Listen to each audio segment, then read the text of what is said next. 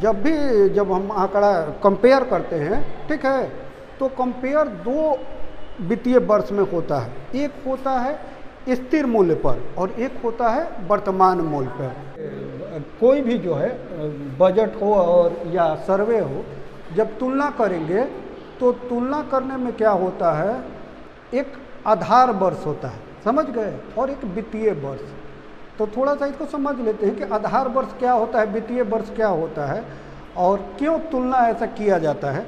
जैसे अभी हम लोग देखते हैं कि हम लोग का जो आधार वर्ष भारत का है 2011-12, ठीक है, और वर्तमान वर्ष जिस वर्ष का बात करेंगे वो वर्तमान वर्ष हो जाएगा, समझ गए। जिस वर्ष का भी बात करेंगे, ये होता क्या है, इसको समझने के लिए एक और टॉपिक होता है इन्फ्लेशन। समझते हैं इन्फ्लेशन क्या होता है? मुद्रास्फीति क्या होता है? मुद्रास्फीति, हाँ, महंगाई बढ़ जाता है। साधारण भाषा में कैसे महंगाई बढ़ जाता है, कैसे पता चलता है, समझ में आ गया? इसको पहले चल लीजिए, फिर हम बताते हैं। मुद्रास्फीति क्या होता है? दो सिचुएशन होता है, समझ गए। एक सिचुएशन क्या होता है कि गुड्स एंड सर्विसेज का प्राइस इंक्रीज हो जाता है, और दूसरा सिचुएशन क्या होता है कि मनी का वैल्यू डिक्रीज हो जाता है। दोनों सिचुएशन को हम लोग इन्फ्लेशन कहते हैं। कैसे पता चलता है कि ये चीज़ हुआ है, समझ में आ गया? तो इसके लिए जो होता है कि दो वर्ष, ये जो होता है, एक आपका आधार वर्ष होता है, बेस ईयर जिसको कहते हैं, ठीक है, और दूसरा होता है वर्तमान वर्ष, ठीक है। इसमें तुलना करते हैं, समझ गए। जैसे समझ लीजिए कि कोई चॉकलेट 2011-12 में उसका कीमत 10 रुपया था और अभी जो है 22-23 चल रहा है, समझ गए। तो इसमें इसका कीमत 15 रुपया है, समझ में आ गया? तो मतलब क्या हो गया कि ये जो है कितना परसेंट बढ़ गया, 50%। तो क्या कर सकते हैं कि 50% जो है इन्फ्लेशन बढ़ गया, समझ में आ गया? अब बात सवाल आता है कि इसका ज़रूरत क्यों होता है, समझ गए।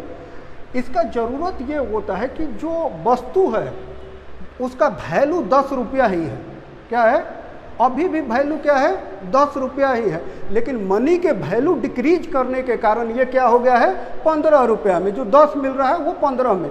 और ये आधार वर्ष कोई तय नहीं है, सरकार अपने सुविधा के अनुसार बदल देता है, ठीक है। और यहाँ पे भी जब हम लोग इकोनॉमिक सर्वे करेंगे तो बहुत सारे डेटा जो होता है अलग अलग साल से तुलना किया जाएगा, समझ गए। एक J.Y. किंग थे, कहते थे स्टैटिक लाइक ए क्ले, ठीक है, आइडर मेक यू डेविल और गॉड। ये सांख्यिकी क्या होता है, कच्चे मिट्टी के समान होता है, उसको आप भगवान बना सकते हैं या शैतान बना सकते हैं, बात समझ गए। तो ये सरकार अपने सुविधा के अनुसार साल का तय करता है, आंकड़ा तय करता है, समझ गए।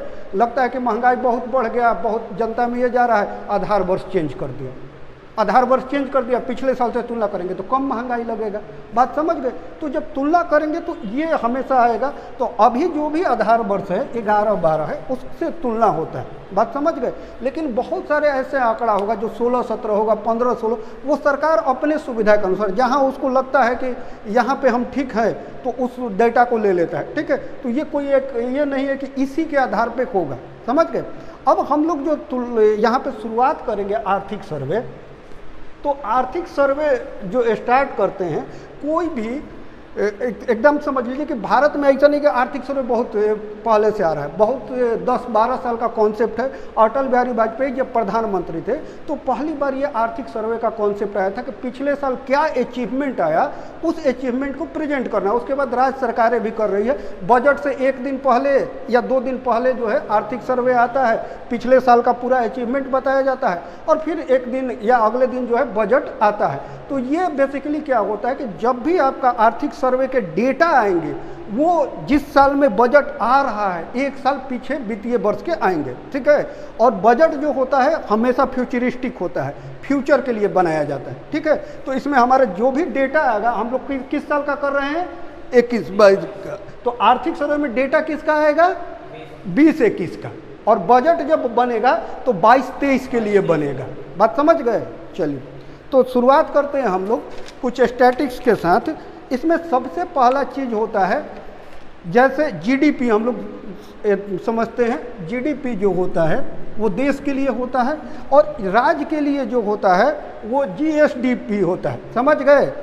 Gross state domestic product. ठीक है, तो दोनों साल में हम लोग तुलना करेंगे। कुछ डेटा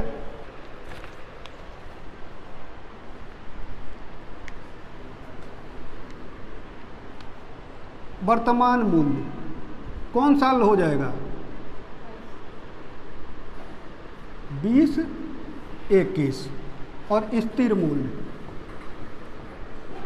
मूल्य कौन सा होगा?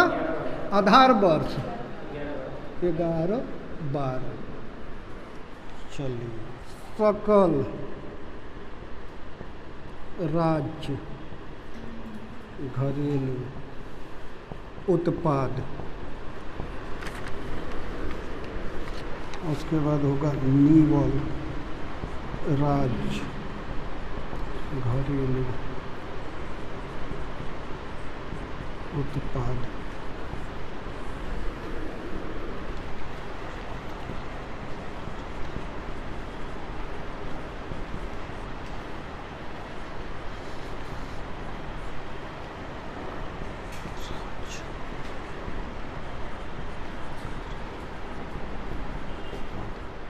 ठीक है, देखिए 3 डेटा है, समझ गए?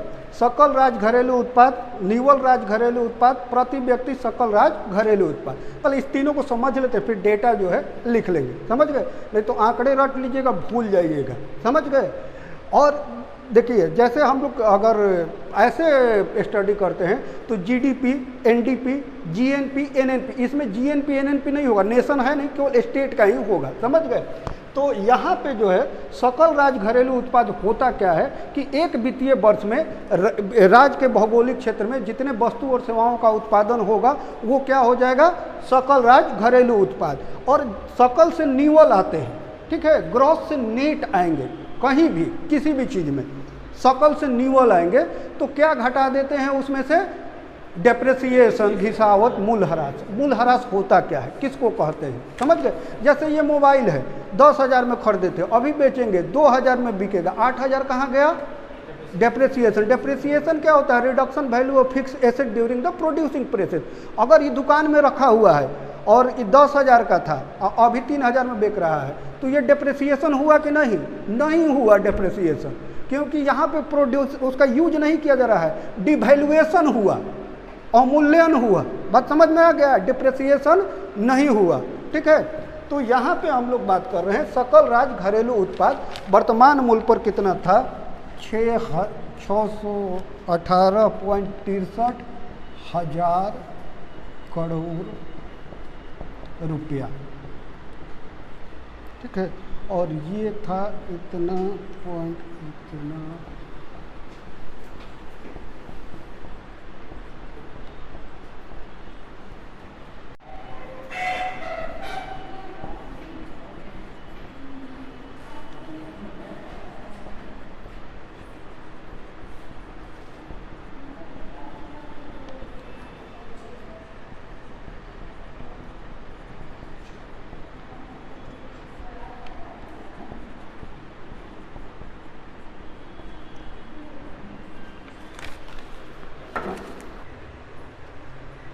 लिख लिए, देख लीजिए, इसको समझ लीजिए। सकल राज्य घरेलू उत्पाद है क्या? एक साल में बिहार के अंदर में जितने गुड सर्विस का प्रोडक्शन हुआ है उसका मॉनेटरी वैल्यू है। समझ गए? तो वर्तमान मूल्य पर इसका क्या था? 618.63 हजार करोड़ रुपया। और स्थिर मूल्य कितना? 2,000। अब कैसे स्थिर मूल्य? मान लीजिए कभी 100 चॉकलेट बना और आज दाम है 15 रुपया, तो 1500 हो गया। 11-12 में उसका दाम था 10 रुपया, तो कितना हो गया? 1,000 हो गया। तो उसके आधार पे जो भी गुड्स बनता है उस प्राइस के साथ मल्टीप्लाई कर देते हैं और इस प्राइस के साथ मल्टीप्लाई कर देते हैं। ठीक है, तो ये जो हो गया वर्तमान मूल्य पे हो गया और ये स्थिर मूल्य पर हो गया। अब निवल राज्य घरेलू उत्पाद क्या हुआ कि इसमें से जो फिक्स एसेट का डेप्रिसिएशन था, मूल्यह्रास था, मूल्यह्रास निकालते कैसे हैं? समझ लीजिए, जैसे कि मान लीजिए एक मोबाइल है 10,000 का है, ठीक है, 10,000 का है, ठीक, और 5 साल चलेगा, तो क्या कर देंगे, 5 से डिवाइड कर देंगे, तो हर साल में उसका वैल्यू कितना हो जाएगा, 2000 घट जाएगा। उसी तरह जो मशीन्स है, फिक्स एसेट्स है, उसका एक एज होगा तो वो घटा देते हैं, तो वो क्या हो जाता है, न्यूअल हो जाता है। अगर इसमें से आपको कोई डेप्रिसिएशन निकालने के लिए कहे तो इसमें से इसको घटा देंगे, कोई दिक्कत है। चलिए अब आते हैं कि प्रति व्यक्ति सकल राज घरेलू उत्पाद, ये क्या है। ये तो एकदम सिंपल है। इसमें क्या करेंगे कि ये जो है सकल राज घरेलू उत्पाद, उसमें बिहार के जनसंख्या से भाग दे देंगे। 10.5 करोड़ है 2011 के सेंसस के अनुसार, तो इसमें भाग दे देंगे तो हर व्यक्ति का हो जाएगा। यानी कि बिहार के हर व्यक्ति का वर्तमान मूल्य पे कितना इनकम है, 50,555, और स्टील मूल्य पर है 34,314 रुपया। बात समझ में आ गया, इसमें कोई दिक्कत। चलिए हाँ, प्रति व्यक्ति आय ही हो गया है, ठीक है। अब वही स्टेट क्या होता है, दोनों सेंटर ही तय करता है बेसी है, हाँ सेंटर भी, कोई दिक्कत इसमें नहीं। ये प्रति व्यक्ति आय ही हो गया, समझ गए, कोई दिक्कत इसमें। हाँ वही अभी चल रहा है, अभी नया सेंसस आया नहीं है, ठीक है, तो उसी सेंसस के अनुसार चल रहा है, ठीक है। सेंसस कितने दिन पे होता है, 10 साल। कौन शुरुआत किया था पहला, में, और सिस्टमेटिक रिप कब से कब, और जिस साल के अंत में एक आता है उसी साल सेंसस होता है, समझ गए, हो गया। अब आते हैं हम लोग कि 21 में जो है 19-20 के तुलना में जो है सकल राज घरेलू उत्पाद में वृद्धि कितना हुआ, ठीक है, 2.5%। लिखिए 2020-21 में 2020-21 में वर्तमान मूल्य पर सकल राज घरेलू उत्पाद, वर्तमान मूल्य पर सकल राज घरेलू उत्पाद 2019-20 की तुलना में 2.5%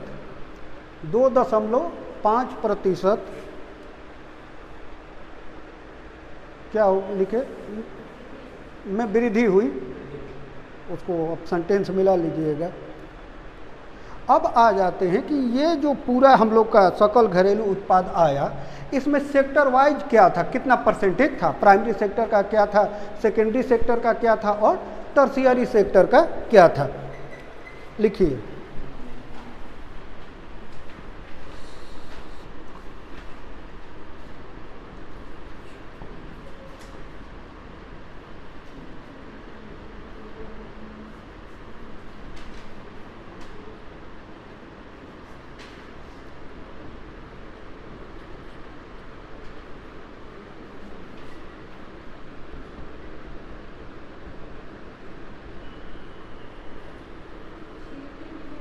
क्षेत्रवार भागीदारी। तो देखिए, ठीक है,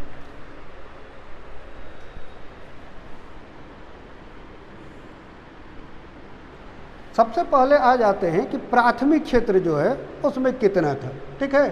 तो प्राथमिक क्षेत्र जो है उसमें लगभग 19.2%, 19.2% किसमें था, प्राथमिक क्षेत्र, ठीक है। और वृद्धि जो है, इसका वृद्धि जो था 2.3%। अब आ जाते हैं द्वितीयक क्षेत्र, ठीक है, इसमें भी 19.5%, ठीक, और वृद्धि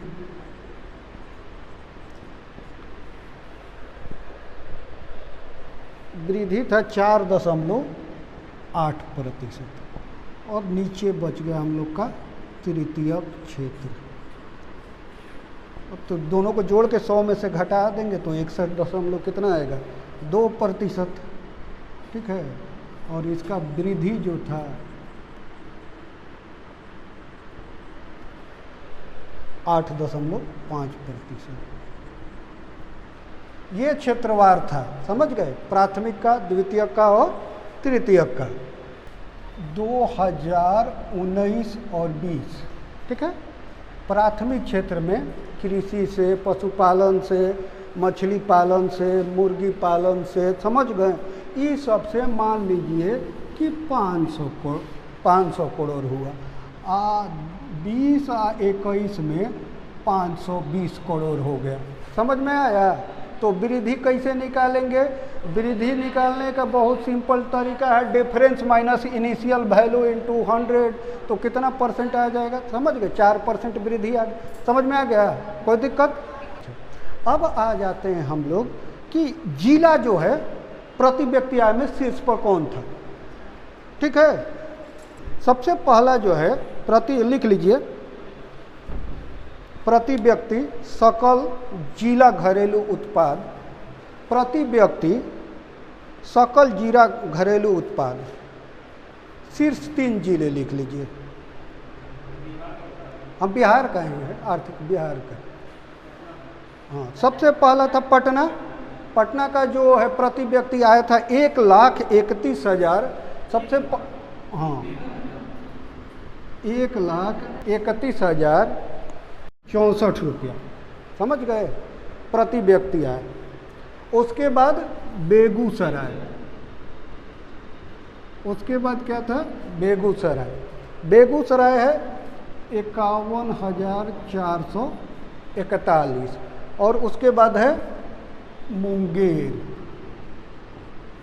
मुंगेर में का है 44,321 रुपया।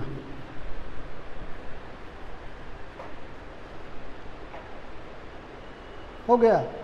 अब जो लिस्ट 3 डिस्ट्रिक्ट थे सबसे नीचे वाले में, उसमें सबसे पहला नंबर था शिवहर।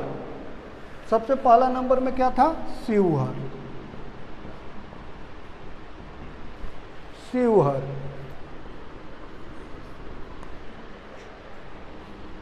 19,592 रुपया।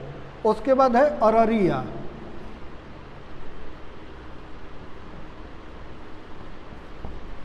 अररिया 20,163, और उसके बाद है सीतामढ़ी। सीतामढ़ी का है 22,119 रुपये। ये टॉप 3 डिस्ट्रिक्ट्स हैं और लिस्ट 3 डिस्ट्रिक्ट्स हैं, समझ गए। ऐसे ही है, याद हो जाएगा, समझ गए। नहीं तो थोड़ा शॉर्टकट बनाना है तो इसको बना लीजिए, पब में सास।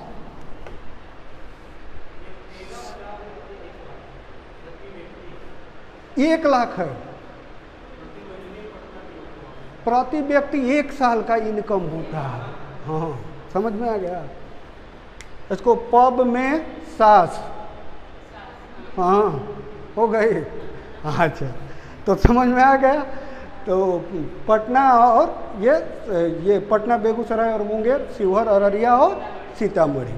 मुद्रास्फीति का जो डेटा है वो सितंबर जो है 20 से लेकर सितंबर 21 तक है। क्यों है ये समझ लीजिए। मुद्रास्फीति हर 3 मंथ पे जारी होता है, समझ गए। तो उसी तरह उसी समय का ये डेटा का कलेक्शन है आपका। लिखिए मुद्रास्फीति, ये डेटा जो है आपका सितंबर 21।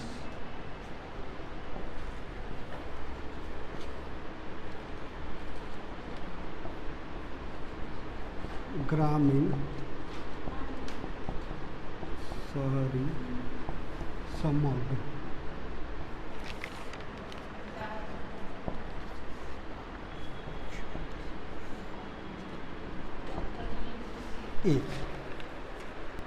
समझ गए। देखिए मुद्रास्फीति फिर से समझ लीजिए कि हाँ, ये मुद्रास्फीति जो था ग्रामीण एरिया में जो भारत का नेशनल एवरेज था उससे बेहतर था, और शहरी में क्या था? खराब था, ठीक है। तो मुद्रास्फीति होता क्या है, एकदम बहुत सिंपल समझ लीजिए कि जब वस्तु और सेवाओं का वैल्यू, मूल्य बढ़ जाता है या मनी का वैल्यू क्या हो जाता है? घट जाता है। बात समझ गए। दूसरे अर्थ में समझेंगे कि ये स्थिति आता कब है?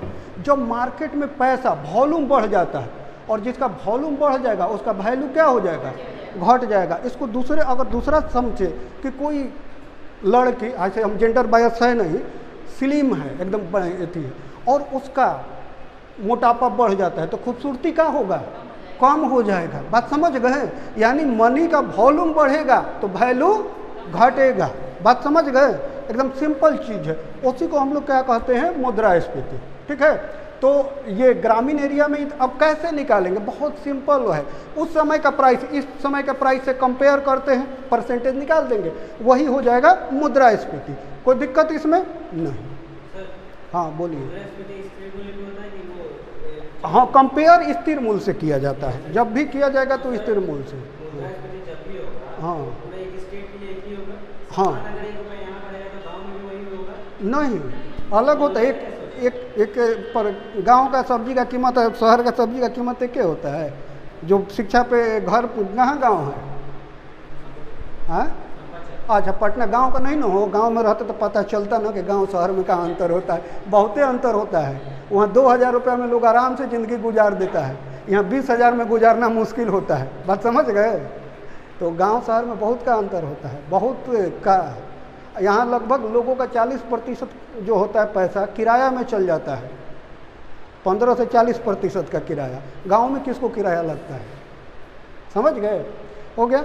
चलिए अब आते हैं हम लोग वित्तीय व्यवस्था। ठीक है, वित्तीय व्यवस्था जानेंगे, उससे पहले कुछ चीज़ है उसको समझ लीजिए, फिर डेटा तो उसमें हम लोग भर देंगे क्या क्या डेटा है। समझ गए? वित्तीय व्यवस्था में स्पेशली बजट होता है। समझ गए कि बजट क्या है? ठीक है, तो थोड़ा सा बजट को जानते हैं, फिर डेटा जो है नीचे उसको लिख देंगे कि बजट होता क्या है। क्या होता है बजट, बताइए। हाँ, और हाँ, कौन सा अनुच्छेद? 112, अनुच्छेद 112 में उसमें वार्षिक आय व्यय का विवरणी शब्द का है, बजट का शब्द का नहीं है सब। ठीक है, अच्छा तो देखिए होता क्या है बजट, इसको समझ लीजिए बहुत सिंपल वे में कि बजट एक फाइनेंशियल स्टेटमेंट होता है जो आगामी वित्तीय वर्ष में पैसा आएगा कहाँ से और पैसा खर्च कहाँ से होगा, इसी का विवरण जो होता है बजट होता है। ठीक है, बजट जो होता है एक फाइनेंशियल स्टेटमेंट होता है। गवर्नमेंट जो है एस्टिमेटेड रिसीप्ट और estimated expenditure for next accounting year का। समझ गए? तो बजट में दो चीज होता है, एक होता है आपका प्राप्ति, रिसीप्ट, प्राप्तियाँ, और दूसरा होता है व्यय। समझ गए? जैसे लाइफ में हस्बैंड वाइफ होता है, ये हस्बैंड हो गया पैसा कमाने वाला, ये खर्च करने वाली वाइफ हो गया। सेम बजट में यही चीज होता है। ठीक है, रिसीप्ट एंड एक्सपेंडिचर। अब इसमें क्या होता है कि इस प्राप्ति में भी दो तरह से पैसा प्राप्त होता है। ठीक है, एक होता है रेवेन्यू रिसिप्ट्स, राजस्व प्राप्ति, और दूसरा होता है कैपिटल रिसिप्ट, पूंजीगत प्राप्ति, राजस्व प्राप्तियां। और दूसरा क्या होता है? पूंजीगत प्राप्तियां। उसी तरह व्यय भी दो तरह का व्यय होता है। कौन कौन होता है? राजस्व व्यय और पूंजीगत व्यय। ठीक है, अब समझते हैं ध्यान से कि राजस्व व्यय कहेंगे किसको, राजस्व प्राप्ति कहेंगे किसको। समझ गए? और राजस्व व्यय किसको, पूंजीगत प्राप्तियां किसको, और पूंजीगत व्यय किसको। समझ गए? देखिए ध्यान से, राजस्व प्राप्ति क्या होता है? सरकार का वैसा प्राप्ति होता है जिससे सरकार पर ना कोई लाइबिलिटी होता है, ना ही उसके एसेट का रिडक्शन होता है, ना सरकार पे कोई भार बढ़ेगा, ना ही सरकार के संपत्ति का नुकसान होगा। वैसे प्राप्ति को क्या कहते हैं? राजस्व प्राप्ति। क्या दो चीज होता है, ना ही सरकार पे कोई भार बढ़ेगा और ना ही सरकार के संपत्ति का नुकसान होगा।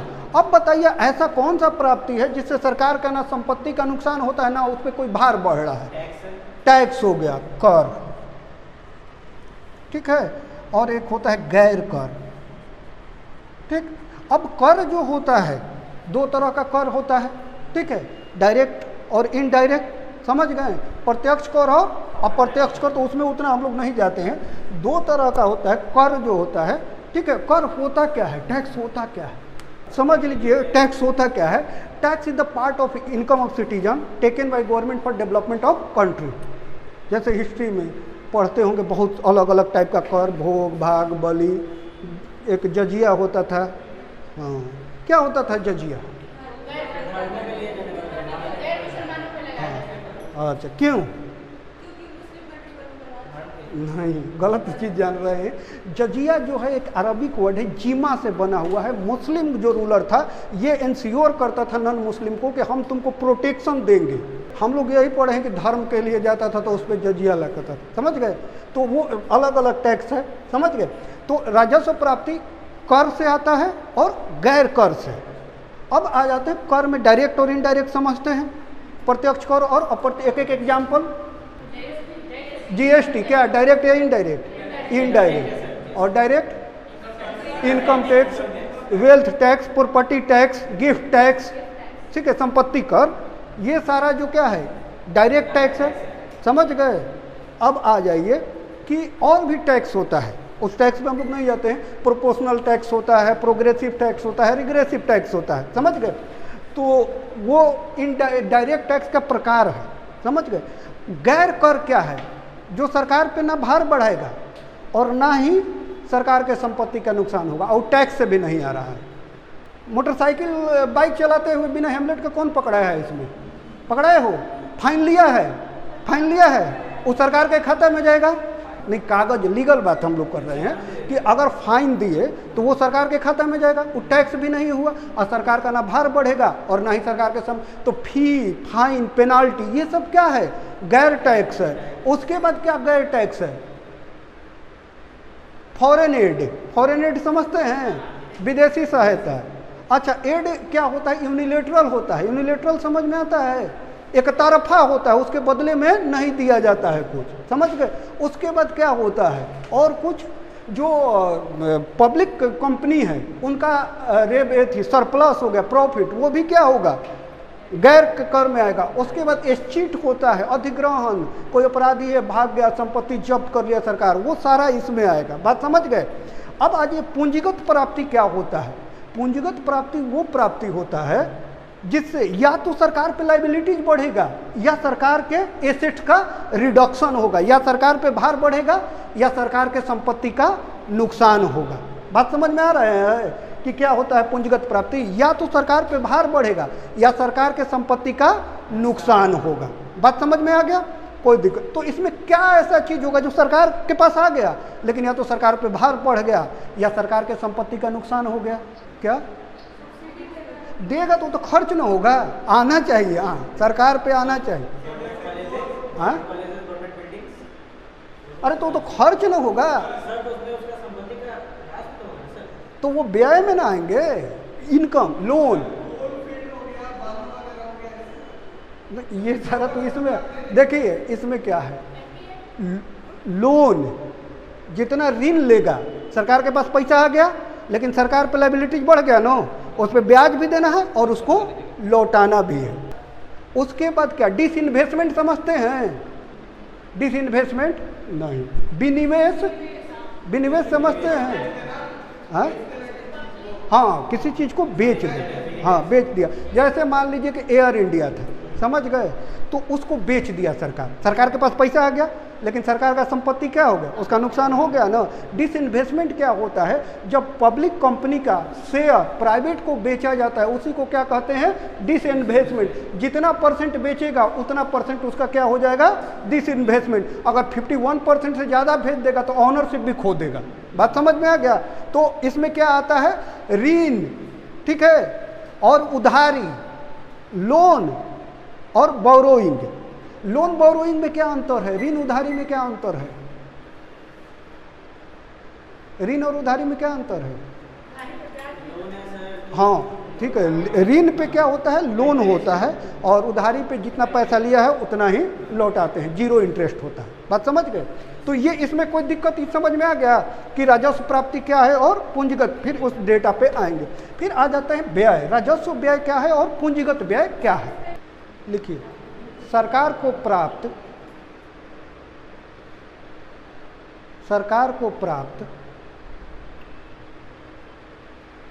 वह राशि जिससे सरकार पर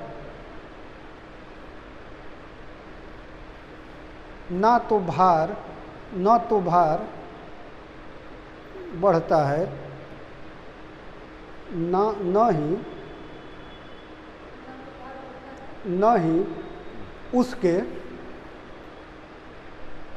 संपत्ति का नुकसान होता है, संपत्ति का नुकसान होता है।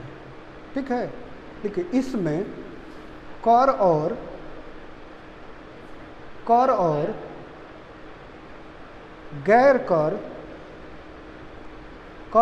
गैर कर टैक्स एंड नॉन टैक्स प्राप्तियों को शामिल किया जाता है।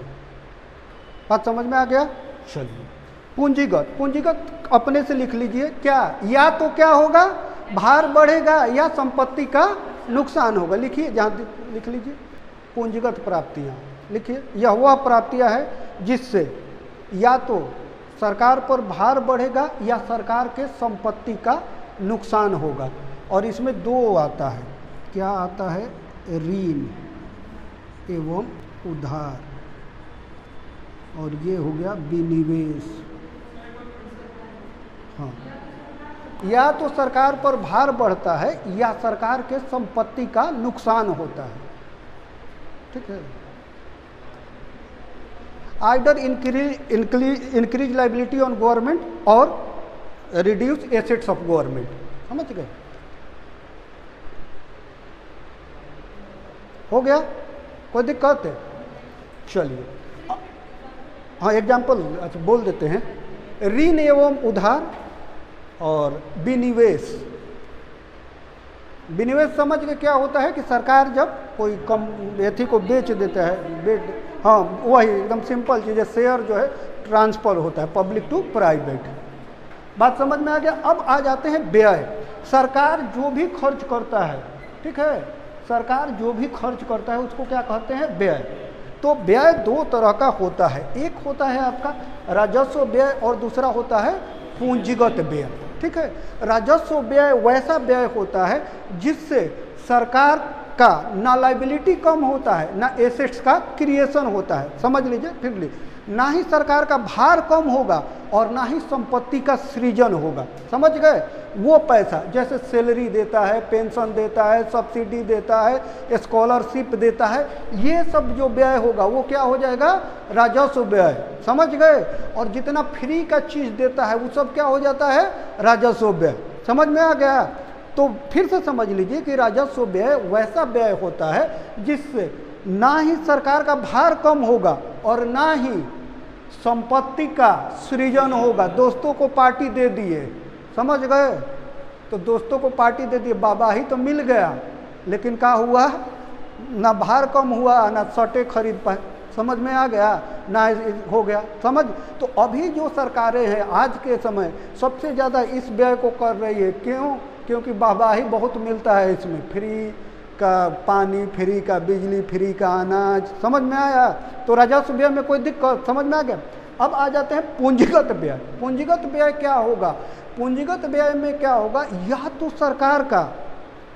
तो सरकार का भार कम होगा या संपत्ति का सृजन होगा। बात समझ गए? जैसे सरकार लोन लिया है, लोन लौटा दे, खर्च हुआ पैसा लेकिन भार क्या हो गया, कम हो गया। या सरकार स्कूल बना दे, कॉलेज बना दे, रोड बना दे, इंडस्ट्री खोल दे, तो पैसा खर्च हुआ लेकिन संपत्ति का सृजन हुआ। कोई दिक्कत? इसको लिख लीजिए, राजस्व व्यय। यह वह व्यय होता है जिससे न तो सरकार का भार कम होता है और न ही सरकार के संपत्ति का सृजन होता है। ठीक है, एग्जाम्पल में लिख लीजिए। एम्प्लॉयज़ को जो पेमेंट देता है, ठीक है, सैलरी, हाँ सैलरी जो होता है, पेंशन हो गया, समझ गए, और अनुदान सब्सिडी हो गया, छात्र जितना भी तरह का सब्सिडी हो गया, ये सारा। और इसमें क्या होगा, या तो भार कम होगा या क्या होगा, संपत्ति का सृजन होगा। जैसे जो भी पब्लिक एक्सपेंडिचर होगा, इंफ्रास्ट्रक्चर का डेवलपमेंट, रोड का, बिल्डिंग का, या लोन लौटा दिया तो लोन लौटा दिया तो पैसा खर्च हुआ, लेकिन भार क्या हो गया, कम हो गया। तो इसको लिख देंगे ऋण का भुगतान। समझ गए।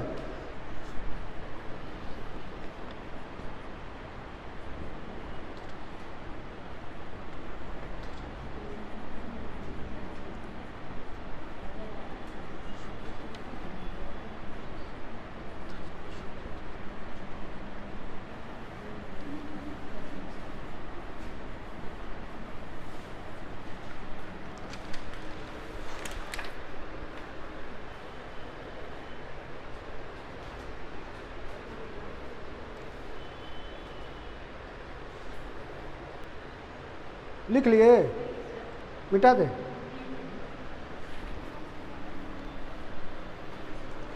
अब देखिए क्या होता है, आगे समझ लीजिए कि अगला चीज जो होता है क्या, बजट दो तरह का होता है। क्या होता है, बजट दो तरह का होता है। एक होता है संतुलित बजट, संतुलित बजट, और दूसरा होता है असंतुलित बजट।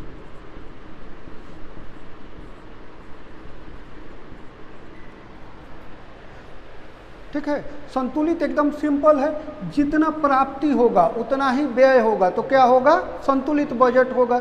यानी कि receipt equal to expenditure, R equal to क्या हो जाएगा, ई हो जाएगा, डेट, ये बैलेंस बजट हो जाएगा। असंतुलित बजट क्या होता है कि receipt not equal to expenditure. क्या होगा, रिसिप्ट एक्सपेंडिचर से के बराबर नहीं होगा। नहीं होगा तो दो सिचुएशन होगा, या तो रिसिप्ट बड़ा होगा या तो एक्सपेंडिचर बड़ा होगा।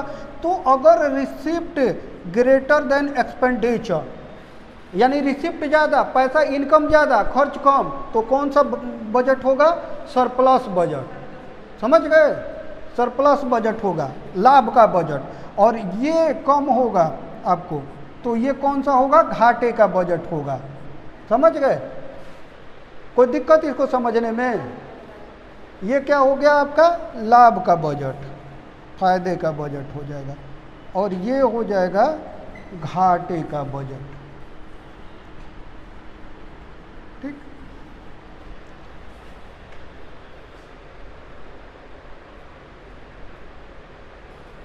हो गया। अब देखिए अगला जो है बजट घाटे के प्रकार, ये जो है बहुत इंपॉर्टेंट है। समझ गए, इस ये तो कोई अथी नहीं है, मिटा दें इसको, चलिए। और इसके डेटा हम लोग लिखेंगे। बजट घाटे के प्रकार, सबसे पहला जो होता है बजटीय घाटा, बजटीय घाटा। ठीक है। बजट डेफिसिट क्या होता है, सिंपल चीज़ है बजट घाटा, इसमें कोई टेक्निक कुछ नहीं है। व्यय, जो कुल व्यय होगा उसमें से कुल क्या कर देंगे, प्राप्ति को घटा देंगे, जो होगा वही क्या हो जाएगा, घाटा हो जाएगा। यानी कि बजटीय घाटा बराबर जो होगा कुल बजट व्यय माइनस कुल बजट प्राप्ति। तो ये आप खुद से निकाल सकते हैं डेटा जो है, तो दोनों को जोड़ दीजिएगा, व्यय का और उसका, तो निकल जाएगा। समझ गए। तो बजटीय घाटा समझ में आ गया कि कुल व्यय से कुल इसको घटा देते। ठीक है। दूसरा होता है रेवेन्यू डेफिसिट, राजस्व घाटा। राजस्व घाटा, राजस्व घाटा क्या होता है, कुल राजस्व व्यय माइनस कुल राजस्व प्राप्तियां। और ये 21-22 में था, ये आप खुद से निकाल सकते हैं। ठीक है, उसमें डेटा दिया हुआ, उस डेटा से निकाल सकते हैं। ये क्वेश्चन में आता है, ये था माइनस 91-96, माइनस 91-96। अब ये माइनस में क्यों आ गया, समझ गए। इनकम ज़्यादा हुआ होगा और सरकार खर्च कम करेगा तो माइनस में आ जाएगा। बात समझ गए। नहीं, ये परसेंटेज नहीं है, टोटल अमाउंट है। समझ गए। अब देख हाँ, -91-96, समझ गए। जैसे मान लीजिए कि राजस्व प्राप्ति जो है 50 है और राजस्व व्यय 30 है, ठीक है, तो क्या करेंगे, 30 में से 50 घटा देंगे तो माइनस में आ जाएगा। क्या रुपया, हाँ रुपया, इतना नहीं, इतना रुपया है, इतना करोड़ रुपया होगा, करोड़ रुपया, इतना थोड़ा ना 91-96 रुपया जो होगा, ये तो लगता है कि कोई फैमिली का जो है बजट घाटा हो जाएगा। समझ गए, कोई दिक्कत। अब अगला आइए राजकोषीय घाटा, राजकोषीय घाटा, हाँ ठीक है, बजट डेफिसिट।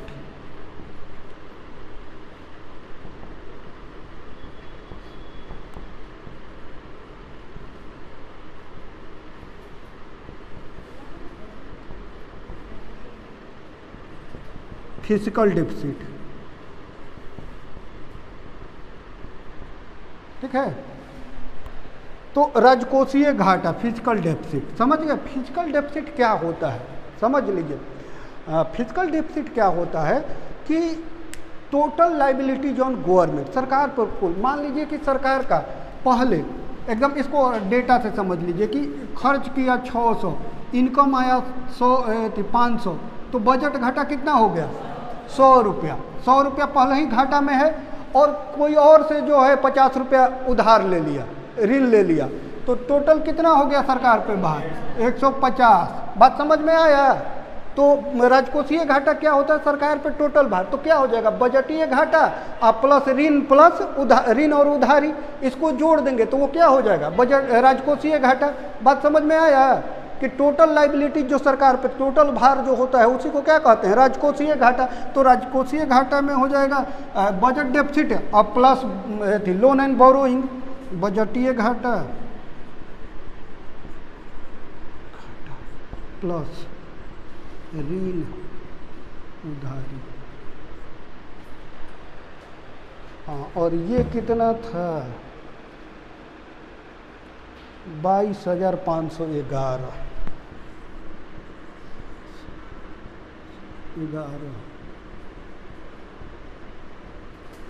ठीक है। कितना परसेंटेज था, मिल जाएगा, 1 मिनट मिल गए। हाँ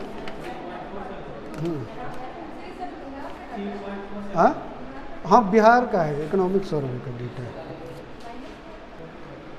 हो गया, लिख लिए। अब अगला होता है प्राथमिक घाटा, प्राइमरी डेफिसिट,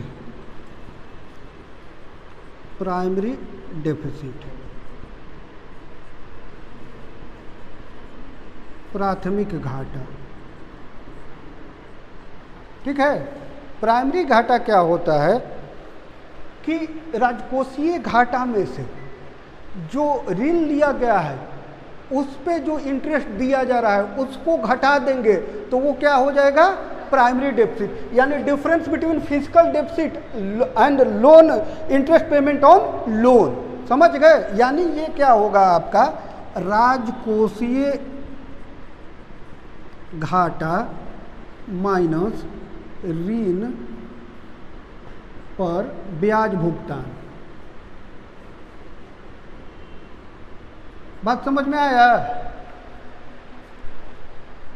प्राथमिक घाटा राजकोषीय घाटा माइनस ऋण पर ब्याज भुगतान हो गया। अब ये कितना था, ये जो था 7,993 करोड़ रुपया।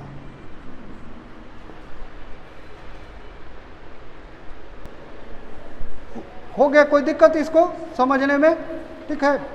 तो ये दो टॉपिक अभी हम लोग, जो बड़ा टॉपिक था इकोनॉमिक सर्वे का, उसको हम लोग क्या कहिए कि अब उसके बाद अलग अलग क्षेत्र का होगा, कृषि में, उद्योग में, ठीक है, ऊर्जा में, ग्रामीण विकास में क्या क्या चीज़ था, उसको जो है हम लोग अगले क्लास में जानेंगे, ठीक है।